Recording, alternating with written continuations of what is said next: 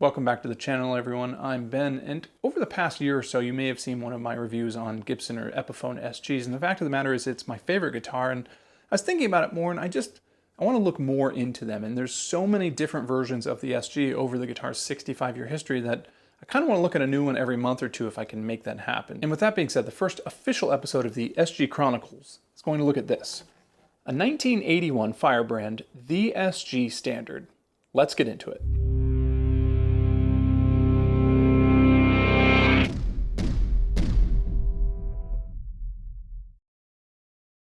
For starters, I'll admit that research on this guitar has been nothing short of time-consuming. It came out during that period where the guitar's not so old that everybody's documented everything about it, like where different screws were manufactured before they were imported into the States, and yet it's not so new that you can just search on the internet for an advertisement or even ask anybody that really worked on the guitar about it. So it's kind of in that real null spot that pretty soon I'm sure we'll flesh out and we'll figure out every single possible detail about this era, but right now it's just not quite there yet. But here's the history of this guitar as I've been able to put it together. So in 1977, sales of the Gibson SG Special were grinding to a halt. So Gibson decided to pull the plug on that guitar and release a hybrid standard special model, which has become known in the SG community as the Gibson SG Standard Special. It was never officially named that, but that's kind of what it was. It was basically a blend of some of the features of the Special and some of the features of the Standard, like the Holly inlay, for example, on the headstock. Then in 1978, a year later, this guitar was rebranded as the SG, complete with the quotes. Gibson at the same time had introduced a budget Les Paul model called, again in quotes, the Paul.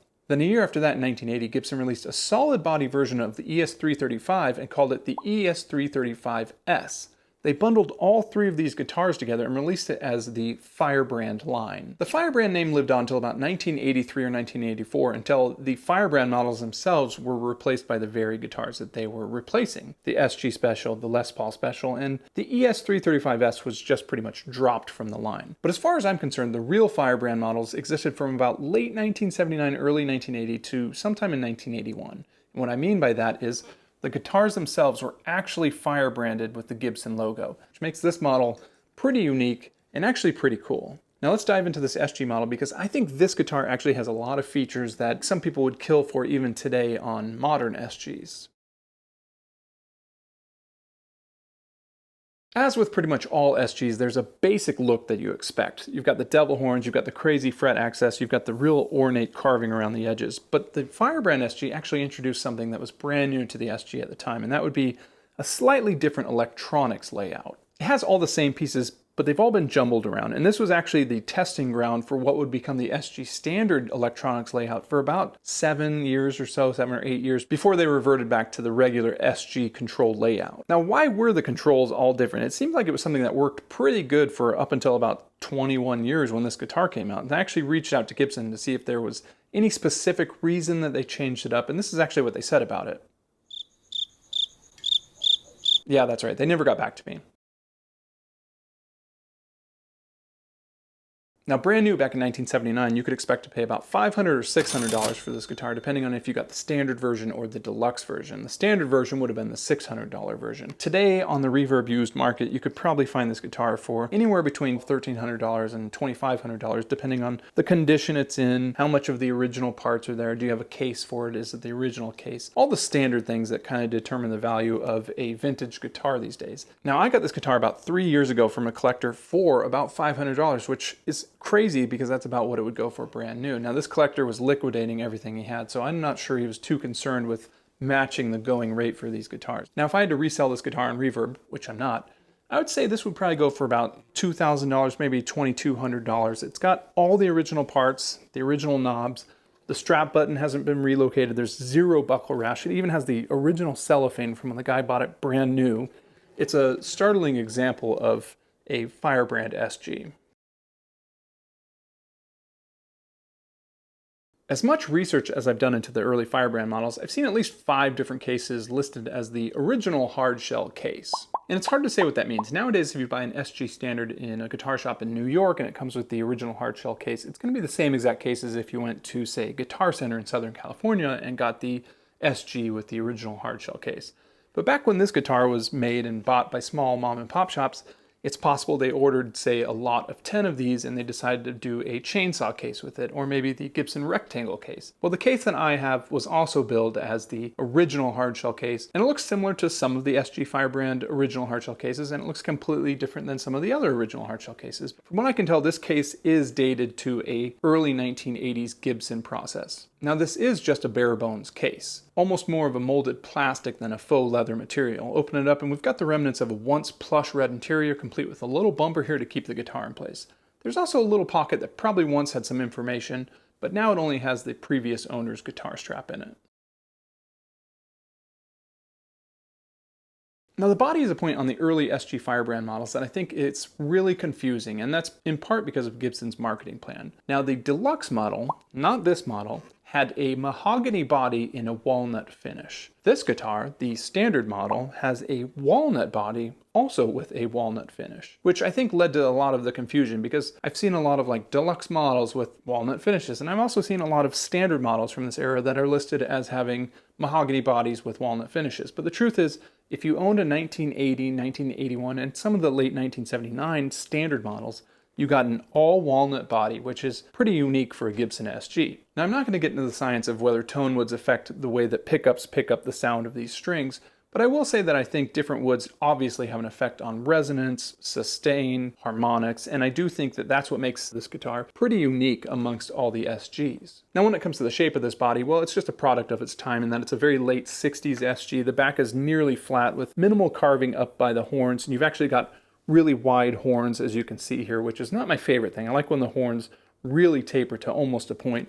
And then you've got minimal carving going around the backside and the front side, but one thing I do really like is there's still a really thin carve right here, and I really like that because sometimes when you play some of the budget Epiphone models, or even some of the late 90s, early 2000s SG standards, it's very thick here between the front and the back carve, and so I really like that this is pretty minimal. This is nearly the same thickness as today's SG Standard 61 models. So I'd say overall with the carving on this guitar, I'd give it a B+. It's not my favorite carving, but it has some ornateness and some intricacy in some areas that I think count. Where it gets some dings against it is I really like the neck angle when they've got that carve in there on the bodies, and I understand that that is completely aesthetic. It doesn't really do anything for the performance of the guitar, but I think it just looks so cool.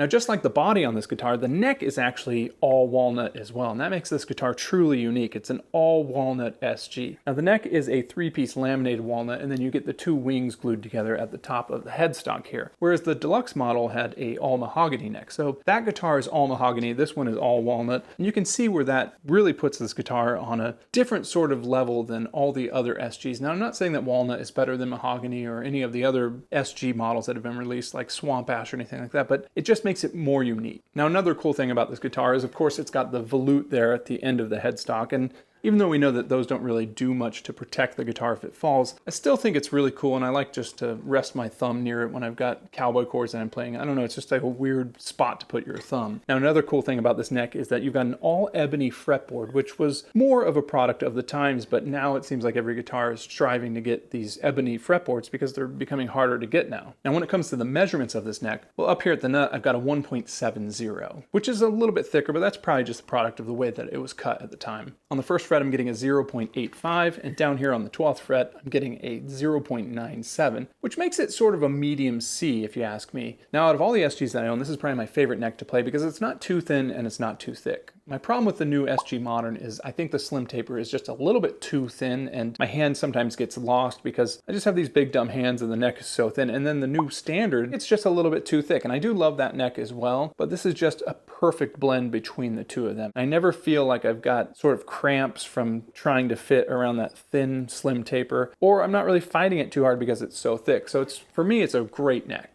Now, being that this guitar has a late 60s body style, the neck joins the body at the 18th fret, but you still get fantastic fretboard access all the way down the fretboard. Now, the last thing I want to point out on this guitar is, of course, the branded headstock. I don't even think it looks that good, to be honest with you, but I love that it's unique to just a few select years in the Gibson SG history.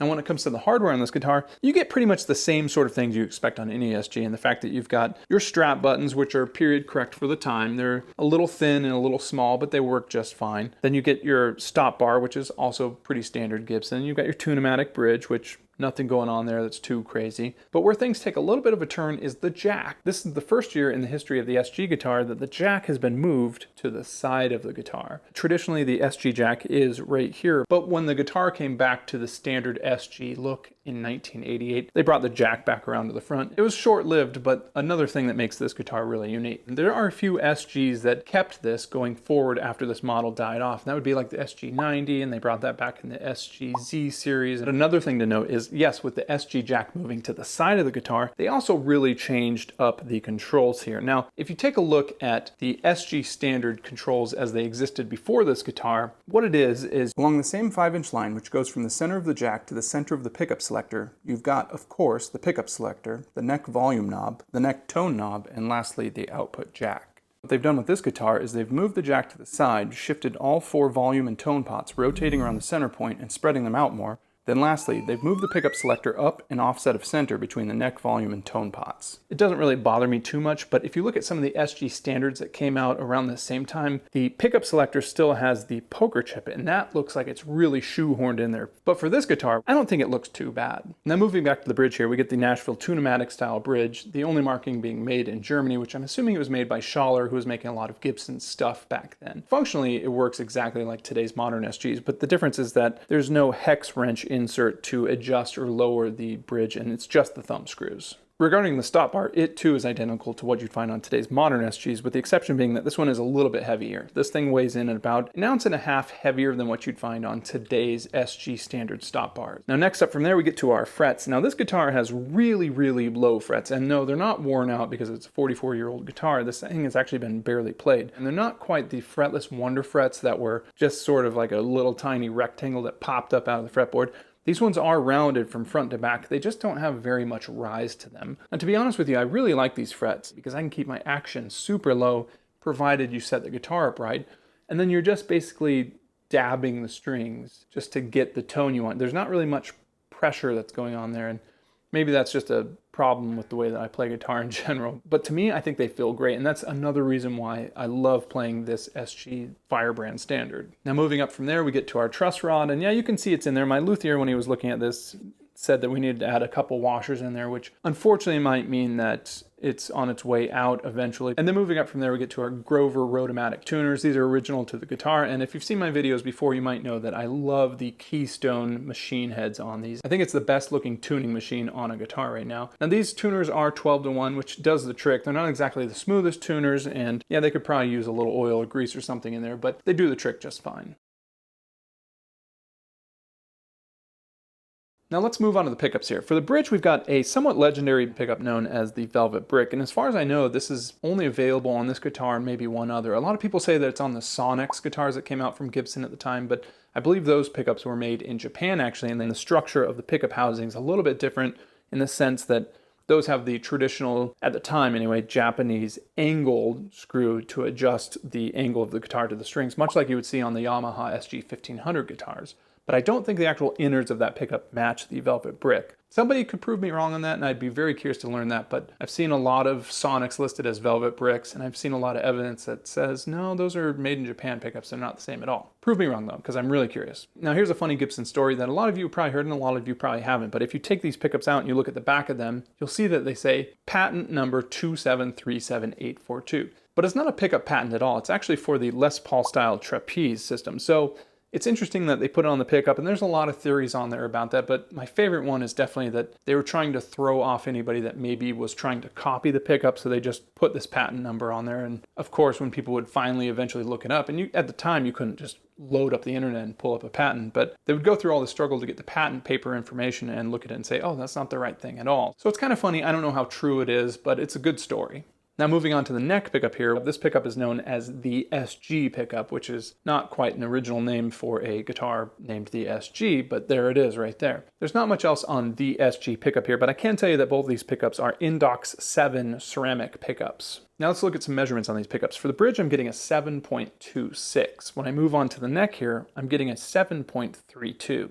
And when I split it, I get a 3.64 right in the middle. Now let's pop open the back cavity of this guitar and take a look at the controls. So we've got some dated 1980s CTS pots. Interestingly, 100K pots for the tones and 300Ks for the volumes. And then it looks like just a ceramic disc tone cap in there too. Nothing too outrageous for this time period. Now for other materials, let's just start down here at these very old speed knobs. These are about 43 years old. They are the original speed knobs. They were once black with a sort of clear coat on the top, but now you can see that coat has really yellowed over the decades. Now moving just to the left of those, we've got our black selector knob right there. And then moving up from that, we get to our black pickup rings. Nothing too crazy there. And then obviously you've got your mismatched bobbin colors, white and black, and then double black right here for the neck pickup. And then just over from there, we get to our early 60s style pick guard. This one is a narrow bevel 5-ply black, white, black, white, black. And then moving up from there, we get to our inlays on the neck. We've just got our acrylic dot inlays running the neck, and then on the side we've also got our fret markers running from the 3rd fret all the way down to the 21st fret. Next up from there we get to our nut. Now, I had a pretty lengthy back and forth with Gibson about this nut. At first I emailed them and said, hey, what do your records say about the SG Firebrand nut? And they told me, well, easily, it's brass. But you can see that is definitely not a brass nut. And I told them that, and they said, it's probably replaced. And then I showed them this photo here on the side where you can actually see some of the finish material. And they agreed. They said, yeah, that does look like the original finish material. Well, our records are spotty from that time period, so it might just be plastic or nylon. Honestly, we don't know. And moving up from there, we get to our truss rod cover, and you can see that this one says Firebrand, the SG standard. A very strange and unique truss rod cover, to say the least. And then I already talked about the branded headstock logo. We flip the guitar over, and we get to our old style control cover there, which you can see is different from today's SG, where it's all angle points. Now regarding the feel of this guitar, there's really not a lot I can say that I haven't said about any other SG in any other review, and that it sits really nice in the crook of your body. I like how the body is offset, and that works really good for me. I have really wide shoulders, so it's nice to have my hand strum and still be between the two pickups, as opposed to if I play some other guitars, I'm strumming it a lot closer to the bridge. And so for me, not a big deal, but I don't really like that too much. Now when it comes to the weight of this guitar, it comes in at about 7.47 pounds, which is pretty similar to a lot of other SGs, nothing too unusual there. Not really a lot else I can say about it that I haven't said before. I love the way that an SG feels, and that's why it's my #1 guitar. Now the one question that I'm sure everybody's asking is, how is the neck dive test on this guitar, being that it's made out of all walnut? Well, let's check it out.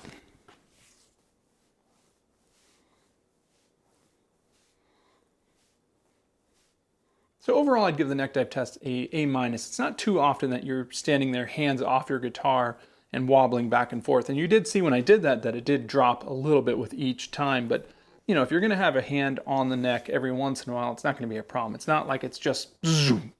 So really, not too bad at all. Now I'm going to run through the sound test. I'll put all of my settings here on the side, and you can see what it sounds like in the bridge position, the middle position, and the neck position, and we'll just go from there.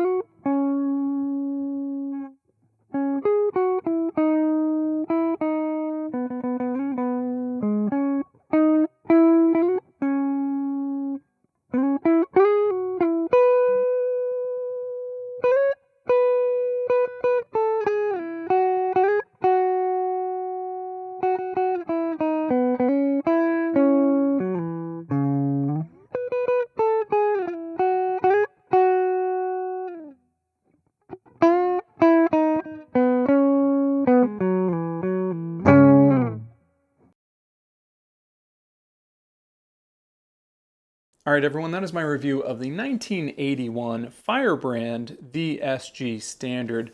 I've been playing this guitar a lot, well, pretty much since I bought it, but really I'd say in the last 6 months I've been playing it not quite exclusively, but when it comes to grabbing an SG, this is probably one of the 2 or 3 that I pretty much go for. And even though these are ceramic pickups and I've been taught that ceramic pickups are bad, I actually really like the sound of these. I'm not going to say they're the best pickups ever, but they're pretty versatile for what I've always been taught was just a really harsh pickup.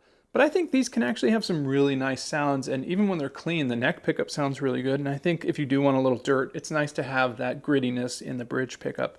I think the feel of the guitar is great. The look of it is something that I've grown to like.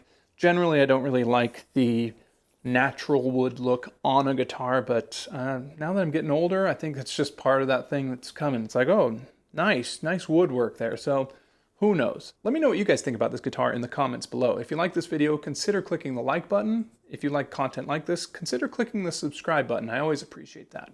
All right, guys, next time.